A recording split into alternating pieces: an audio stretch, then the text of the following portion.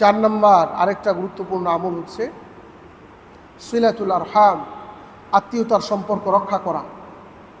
আত্মীয়তার সম্পর্ক রক্ষা করলে আপনার রিজিকের মধ্যে বরকত কে দিয়ে দিবেন? আল্লাহ তাআলা বরকত দিয়ে দিবেন।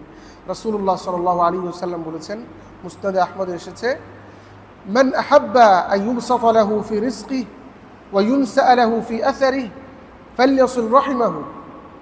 যে ব্যক্তি এটা পছন্দ করে যে তার রিজিকের মধ্যে বরকত দেওয়া হবে, আমরা কি এটা পছন্দ করি যে আল্লাহ তাআলা আমাদের রিজিকের মধ্যে বরকত দেন? পছন্দ করি না? সবাই করি? সবাই তো করি। আরেকটা কি চাই? যে আল্লাহ তাআলা যেন আমাদের হায়াতকে বাড়ায় দেন, এটা চাই না? ওয়া ইউনসা লাহু ফি আসারি, যে ব্যক্তি এটা চায় যে আল্লাহ তার রিজিকে বরকত দান করেন এবং তার হায়াতের মধ্যে বরকত দান করেন, ফালইয়াসিল রাহিমাহু, সে যেন তার আত্মীয়তার সম্পর্ক রক্ষা করে। কি করতে হবে?